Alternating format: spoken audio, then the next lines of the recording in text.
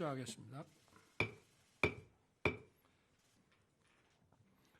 저는 지난주 파리에서 열린 제172회 BI 총회 참석해서 2030 세계 박람회 4차 프레젠테이션을 마치고 돌아왔습니다.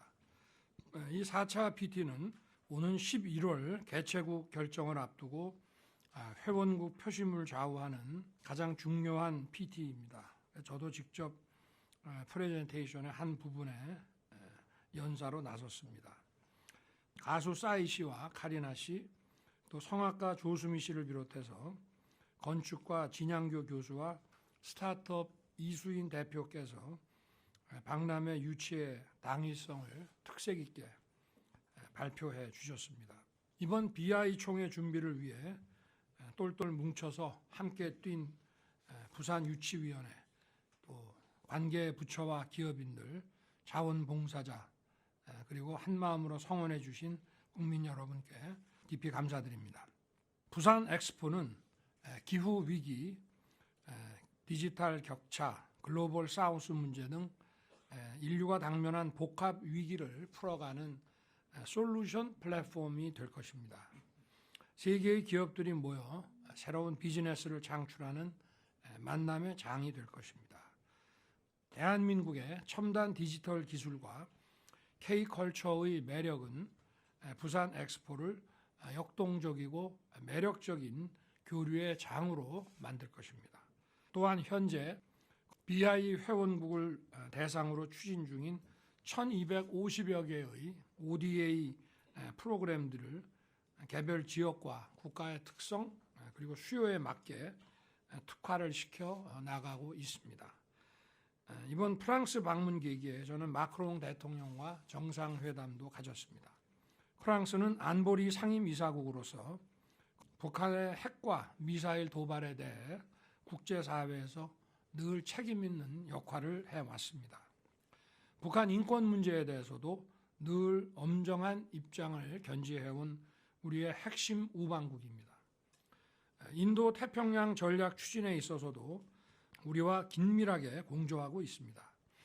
또 양국은 차세대 원전과 수소 등 청정에너지 분야의 기술 협력과 함께 항공, 우주, 사이버 분야의 협력을 더욱 강화할 것입니다. 이번 프랑스 방문 계기에 거둔 또 하나의 성과가 있다면 유럽 기업들로부터 거액의 투자가 유치된 것입니다. 2차 전지, 전기차, 해상 풍력 관련 유럽의 6개 첨단 기업으로부터 총 9억 4천만 달러의 투자 유치를 했습니다. 이로써 올 상반기에만 165억 달러가 넘는 투자 유치를 기록했고 이것은 역대 최대 규모입니다. 해외 순방 때마다 저는 세계적인 경쟁력을 갖춘 그 대학을 찾아서 교수, 전문가, 학생들을 만나서 첨단 과학기술이 가져다 주는 미래 사회의 변화와 글로벌 어젠다에 대해서 이야기를 나눠왔습니다. 이번 소르본느 대학에서는 디지털 사회에 있어서 윤리의 원칙과 규범을 제정할 국제기구 설립을 제안했습니다. 작년 9월 유엔 총회와 뉴욕 대학에서 새로운 디지털 규범 질서의 필요성을 역설한 뉴욕 이니셔티브에서 한 걸음 더 나아간 것입니다. 6월 22일부터 2박 3일간 베트남을 국빈 방문하여 트엉 주석과 정상회담을 가졌고 당 서기장과도 밀도 있는 회담을 나눴습니다. 한국과 베트남은 작년에 포괄적 전략 동반자 관계로 격상되었고 이러한 관계를 보다 실질화시키기 위한 행동 계획을 이번에 마련했습니다. 먼저 안보 분야에서 전략적 협력을 강화하기로 했습니다. 양국의 국방 외교장관 회담을 정례화해서 전략적 소통 채널을 강화했습니다. 또 베트남과의 방산 협력을 확대하면서 베트남의 해안 치안 역량 강화를 우리 정부가 적극 지원할 것입니다. 베트남 정부가 북핵 대처를 위해 우리와 공조하고 인도 태평양 지역의 자유로운 항행 질서와 국제 규범을 수호하는 데 우리와 협력하기로 한 것은 의미가 크다고 생각합니다. 아울러 베트남의 풍부한 광물 자원과 우리의 우수한 가공 기술을 결합해 우리 주력 산업의 공급망 안정화에 기여할 수 있는 협력 모델을 만들어 나갈 것입니다. 또 한 베트남 과학기술연구원 VKIST가 미래를 열어가는 과학기술 인재 양성의 산실로 거듭나도록 적극 지원할 것입니다.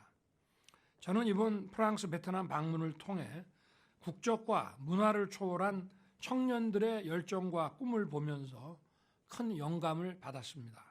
세계 최대 규모의 스타트업 캠퍼스인 파리 스테이션 F에서는 각국 청년들이 연대해서 새로운 가치 창출을 위해 끊임없이 도전하는 모습을 지켜보았습니다.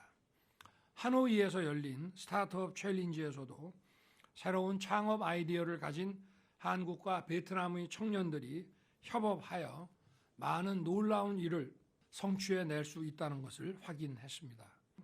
한국을 사랑하고 한국어를 유창하게 구사하는 베트남 학생들이 장차 베트남의 한국 기업에서 디지털 전문가로 일하는 것이 꿈이라고 하는 그러한 얘기들이 눈에 선합니다. 우리 청년들이 해외 청년들과 교류하고 협업하는데 불편함이 없도록 세심하게 챙길 것입니다. 또 저와 함께 동행한 205명의 경제사절단이 베트남 기업과 체결한 111건의 MOU에서도 조속한 성과를 낼 수 있도록 각 부처에서 후속 조치에 만전을 기해 주시기를 당부드립니다. 전력 인프라 개선, 인허가 취득, 우수 인력 확보 등 베트남 진출 우리 기업들의 애로사항이 해소되도록 양국 당국 간 협의를 각 부처에서도 신속하게 진행해 주시기 바랍니다. 글로벌 복합 위기를 극복하고 대외 의존도가 높은 우리 경제의 성장을 이어가기 위해 그동안 대한민국 영업사원으로서 경제외교, 세일즈 외교를 적극 펼쳐왔습니다. 최근 이러한 노력의 성과가 조금씩 나타나고 있습니다. 2013년 새만금청이 설립된 이후 9년 동안 새만금 국가산단의 투자 유치 규모가 1조 5천억 원이었습니다.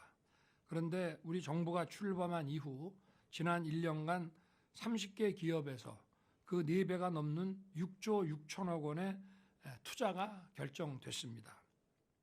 이 같은 대규모 투자 유치는 세일즈 외교, 또 한미 관계, 한일 관계 개선의 노력과 함께 규제를 대대적으로 풀어 기업이 필요로 하는 제도적 환경을 조성했기 때문에 가능한 일이라고 생각합니다.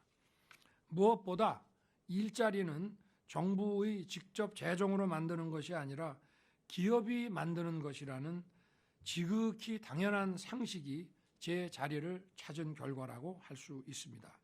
앞으로 정부는 새만금뿐만 아니라 전국 어디서든 기업이 마음껏 뛰고 역동적으로 경영활동을 할 수 있도록 뒷받침해 나갈 것입니다. 아울러 여전히 어려운 경제 여건 하에서도 물가 상승률이 최근 많이 둔화되고 수출과 무역 수지도 크게 개선되는 모습을 보이고 있습니다. 하반기에는 국민들께서 변화의 결실을 체감할 수 있도록 국무위원들께서는 민생 안정과 경제 회복에 총력을 다해 주시기를 당부드립니다. 이제 장마철이 시작됐습니다. 지난주까지 모든 관계 부처와 지자체가 TF를 구성해서 수차례 대비 상황 점검 회의를 개최하며 풍수의 대응 준비를 해왔습니다. 무엇보다 가장 중요한 것은 인명피해를 줄이는 것입니다.